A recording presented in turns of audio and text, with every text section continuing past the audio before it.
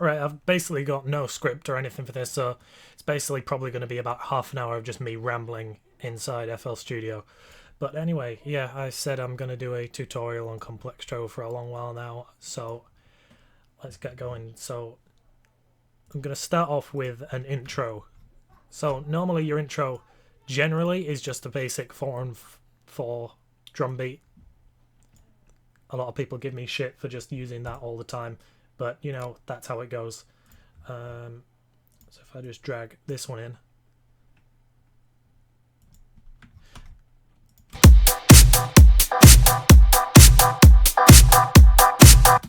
so there's your basic Complextro intro. Of course you can do different things. It's basically up to choice this.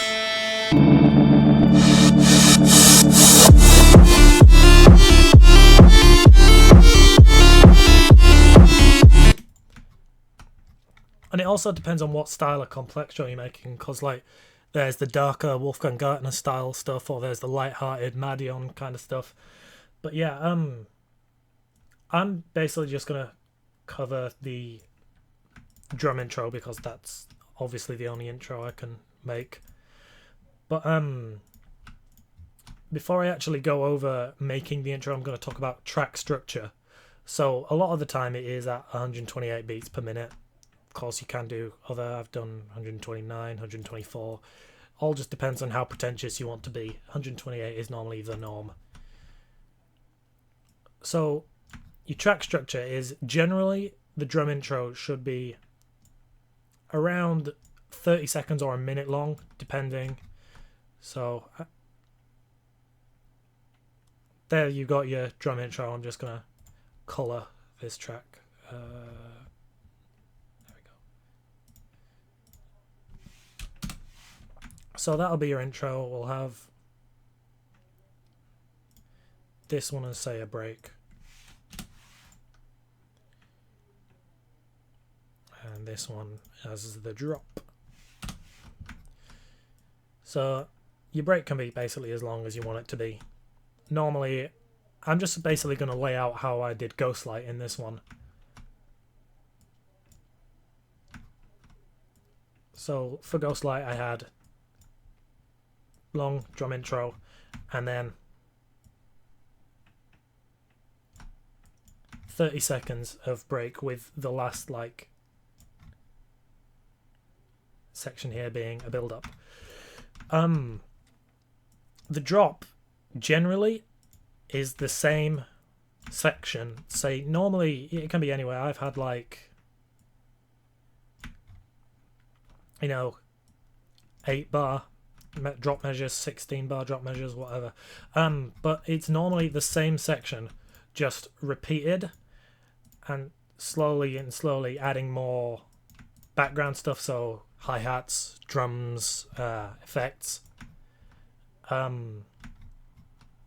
I said, no script, so I'm just rambling, but that's generally your structure. And then after your drop, obviously, it's basically the EDM track structure: intro, break, drop, break, second drop, and then your outro.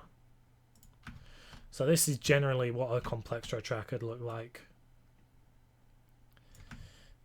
So I'm going to start off with drums. I'm not going to make one from scratch, just let you know. This isn't going to be like a track from scratch. Hello, I'm seamless, the kind of thing. It's just going to be an overview. For drums, generally drum sounds, it depends on what kind of Complextro you're making, once again. So like if you're making sort of knife party style, not really Complextro, but more electro house, I'd recommend this pack, Black Octopus Leviathan. It's got some nice kick sounds in it. That's a nice one. Snares are pretty good in this as well. So that's for the more kind of like heavier knife party kind of stuff.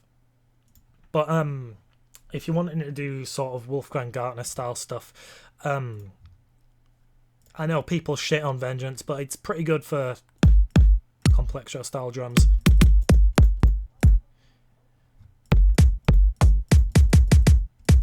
See, that one could be pretty good as a kick drum. Snares in this are quite good. A lot of the time I actually sample other tracks for snares, because a lot of the time, see, Complextro snares are actually quite specific. You don't really find them in a lot of other genres.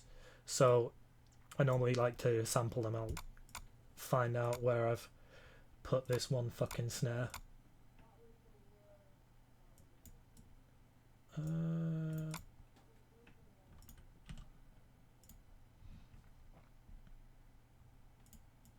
This one.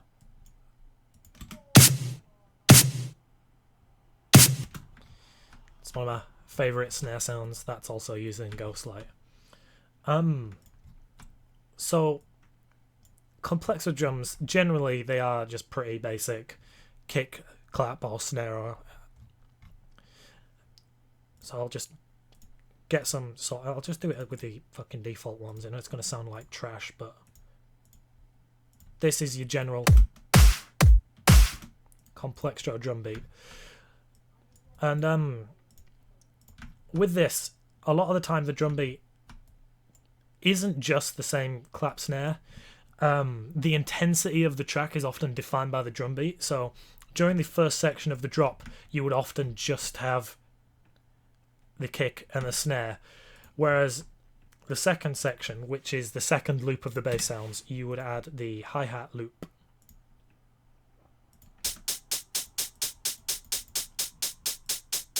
Which is often just that basic hi-hat loop. So you have,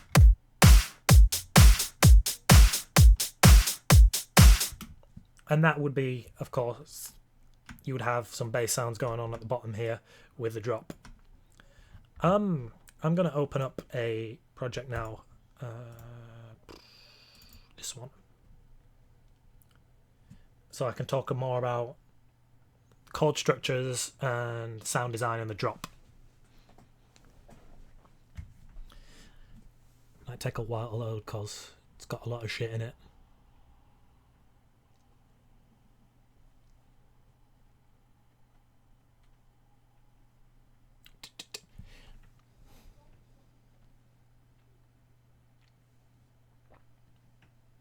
Right, so chord structure,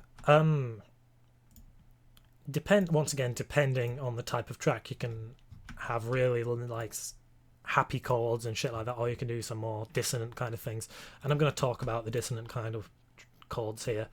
So a really good way to get a nice dissonant kind of chord is you basically plop down a minor chord, so, and you add the second harmonic, and then that gives you this kind of sound. You don't need to worry too much about bass notes, because often the bass will put them in. But it's often nice to add some bass to your chords, not too deep, but just to give it a bit more presence. And this applies to basically all the chords in the track. So if I'm just gonna find a MIDI that I know I've got somewhere.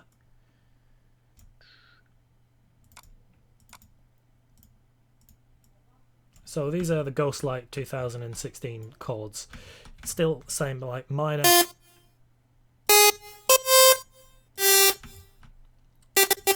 with the second harmonic added.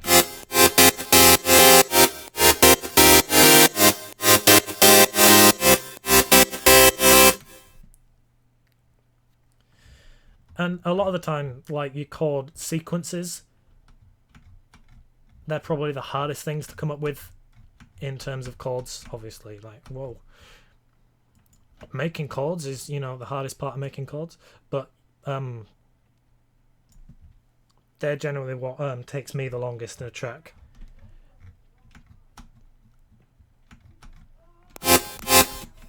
But it's still basically following the same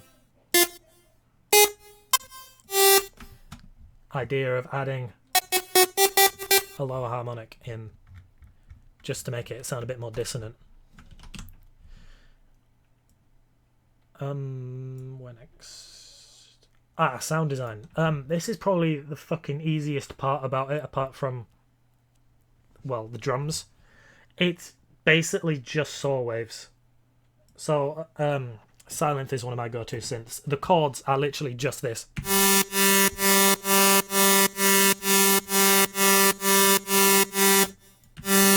Square saw with a bit of white noise in the background. Sometimes a tad bit of distortion. Depends what you're going for. Of course, if you're making like Madeon style Complextro super saws are your go-to thing, and they're pretty easy to make. I'm not going to go over making a super saw because there's probably shit tons of tutorials on how to make that. But chords are pretty simple. Another good chord sound is just the good old dead moose pluck, which, surprise surprise, is just a filtered saw wave.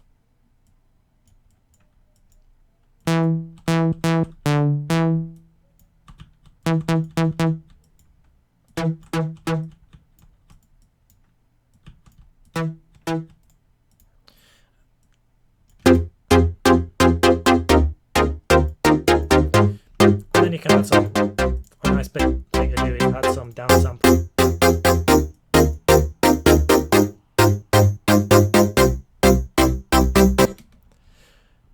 And that's just a nice chord synth. Of course you want to have some reverb and delay on that, but that's for another time. Drop sounds, once again, are basically just saw waves. So this one's a bit filthier, which is comb filters, the distortions. But it is saw waves. Distorted saw waves is the way to go. The hardest part of basically the drop isn't the sound design, but it's making everything flow together properly. So I'm just gonna get rid of all the additional sounds and just have the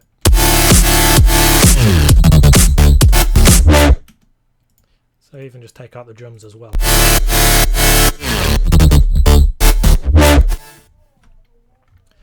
So that little measure there. Good way to start off a drop is with a chord. That's a lot of the time, or a really deep filthy bass, because you want the first hit to have a lot of impact, because the drop, the first like little section of the drop doesn't have any hi-hats or anything on it. It's just going on the bass, and like even this one doesn't even have like a crash or anything. It's just got the build leading up to it.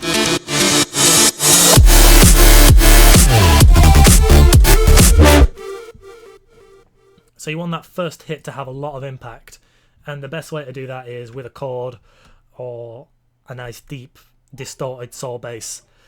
And then transitioning out of the chord, a lot of the time I like to have chords that only last this long, 3 beats, because then it gives you time to actually transition into the next section, which is often where a lot of the dirtier like modulated basses are.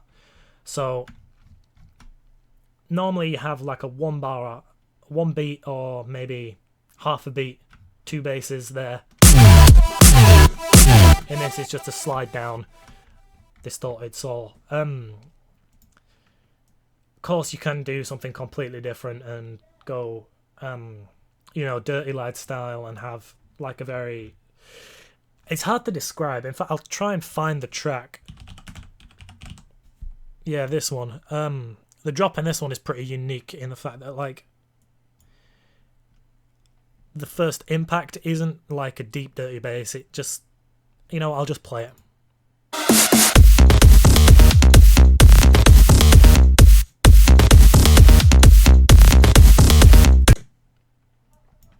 But once again, it's still following the same structure of having the same section just repeated and slowly being built.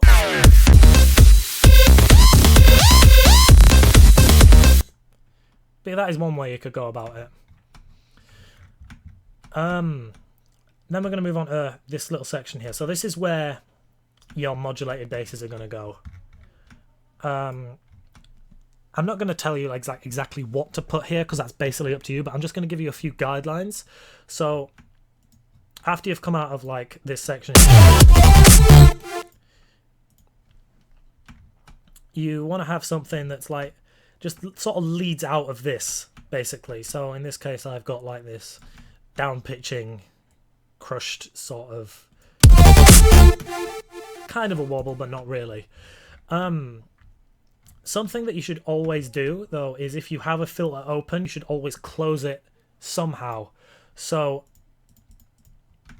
if I were to have like this sound here instead, doesn't really fit as well because it starts out open. But if I were to have just it here and this sound here, that's not going to work because that's got this bit here. That's somewhat weird, which happens in the new FL Studio.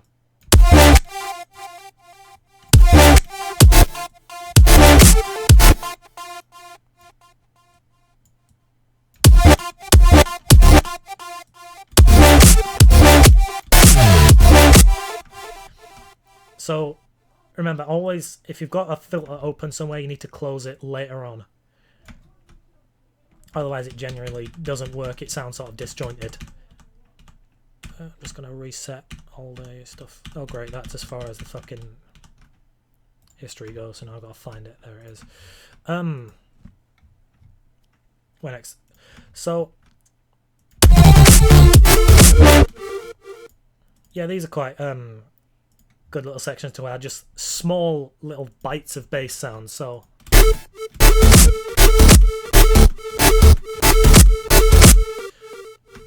that's just the chord with a little, I think that's Toxic Biohazard Atch. No, it's silent.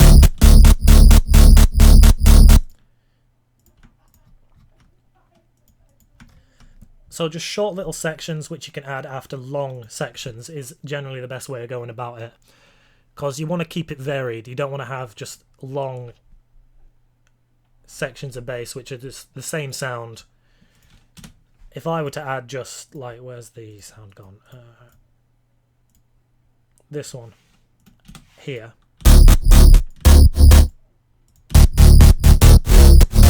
It'd be pretty boring. It'd just basically be the same sound. Fucking get on the D note, please.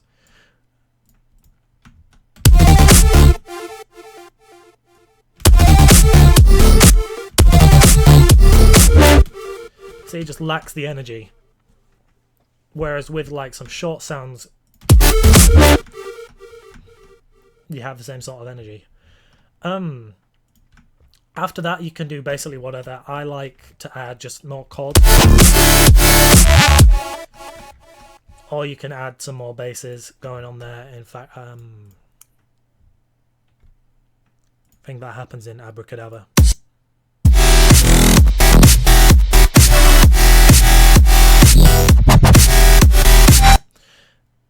Yep, chords there.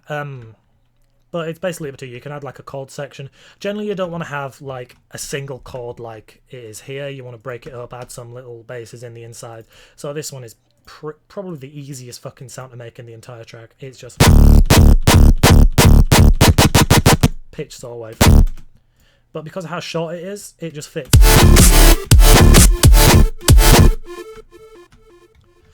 And then to transition into the next section, generally chords are the best. Whatever chord progression works. So you want to basically end on the chord above or below the root chord most of the time, because that brings it into the next section quite nicely. And then once again here, the next section is just the exact same as the previous section, just with the hi-hats on. And that keeps the energy up from the lack of him. So here you've got the big impact of, you know, this reverse crash.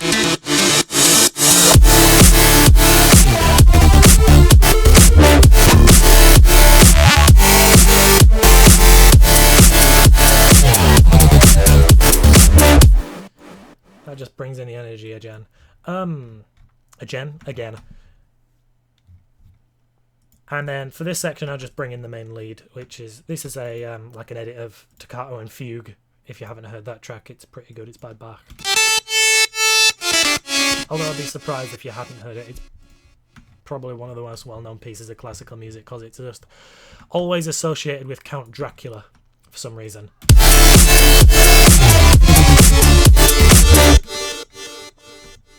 So that's just one example of a way you could do a drop. I'm not going to open up another project probably. I'm just going to find... There we go, Silent City. This will be a pretty good example. So this is more upbeat, Complextro, kind of light-hearted.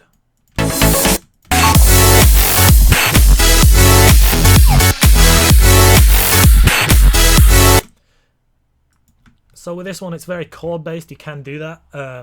Technicolor by Madion is very chord-based.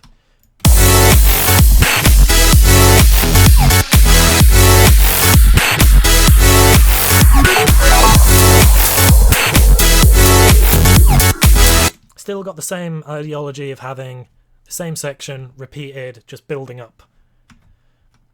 So once again, you have your nice intro chord there for the impact. Except this, in this track, it's only one beat. And you can do that, that works. It's obviously depending on how you're going to... You just have to structure the rest of the drop based around that one.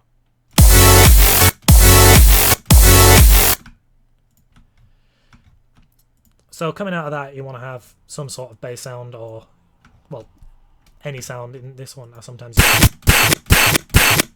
use that sound, which is sampled from Madion actually. It's just I think it's a snare in reverse.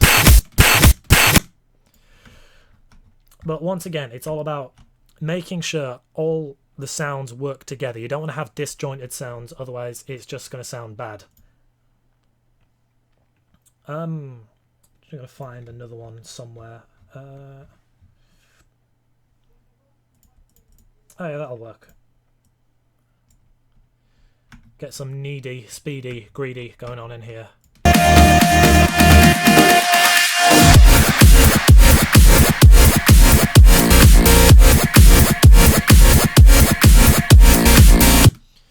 This is pretty simple, but once again, the little pitched saw wave works with the chord because it kind of starts during the chord. It just sort of makes it blend into the next one. And then there's a bit here with more complex. That's just once again a little chord section. I think that's from, I don't know if that's from the track or not, I can't remember. But once again, here's that long chord as he going into the drop.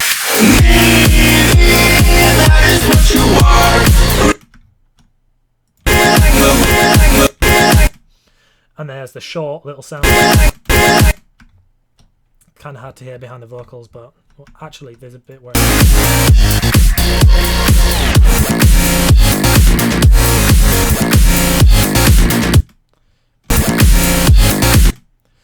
and of course you can layer basses on top of each other so they blend properly. In terms of making the bass sounds, you can often just base it on one sound. In fact, where's my remake of Ghosts and Stuff? There it is. I'll load that up. Because a lot of the sounds in this are basically just the same sort of sound, only just edited basically. Might take a while to load though, because there's a lot of sounds from the original track in it and such. Anyway, so I'm just going to use this because Deadmau5, this is like from 2008, and it's one of the very early Complextro tracks, but it's still the same sort of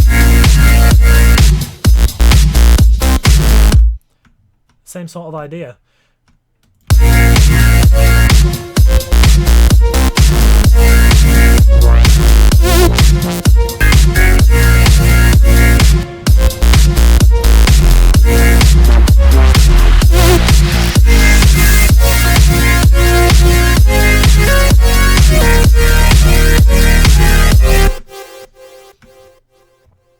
So you still got your big impact at the start. Here it just uses silence to transition, which pretty good. It works. Here's your short basses.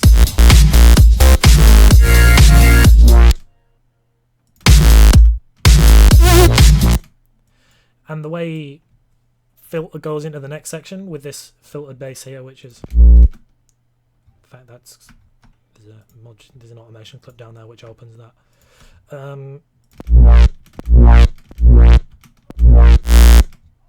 Is just pitch. You can use pitch as well as a way to sort of close a section.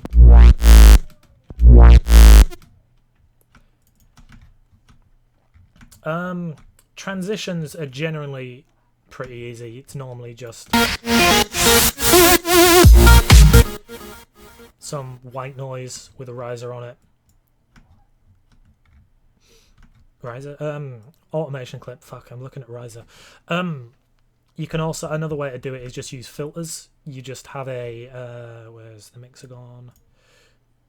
A high pass filter, which leads into the next section. Where's fruity filter? There it is. So I'll just demonstrate that in. So this is general transition. And it just works.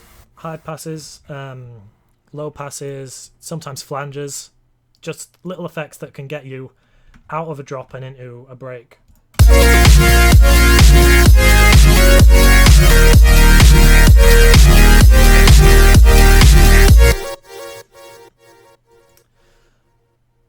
Or in Ghostlight, both Ghostlights, a way to do it is simply just hold the chord and just have it fade. Where is Ghostlight 2006? You know what, I'll just do it on SoundCloud because it'll be easier.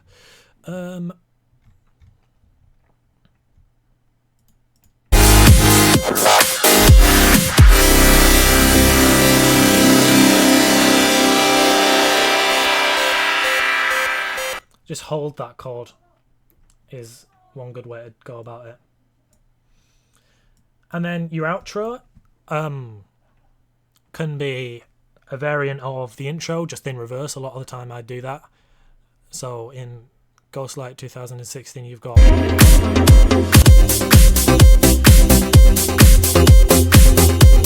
the chords as the intro, and then the outro. Slowly and slowly just taking away elements until you're just left with either nothing or one element, and then you just either fade that or low pass it out.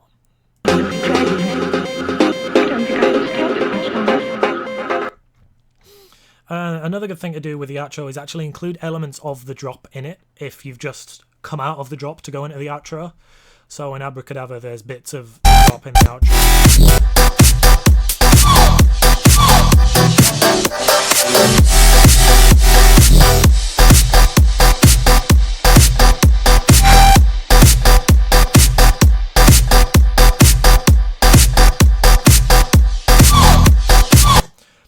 Or you could just go into a break and then make the outro with the break like I did in Silent City. I'm mainly using my own stuff to avoid copyright because, you know, YouTube's a piece of shit.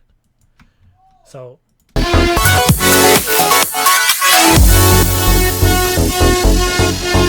could have used that.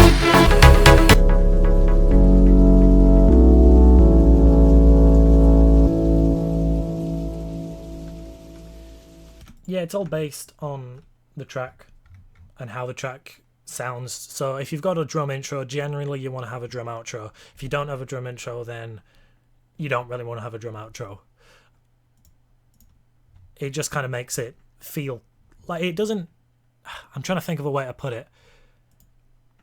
I'll just do a demonstration, another demonstration. So for this one, the intro is the classic measure, and then for the outro it's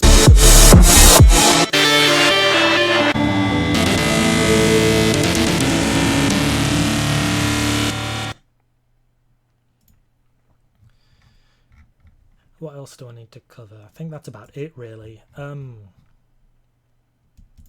Yeah, well, I hope this has assisted you in some way. It's generally just been me rambling about how I go about things a lot of the time.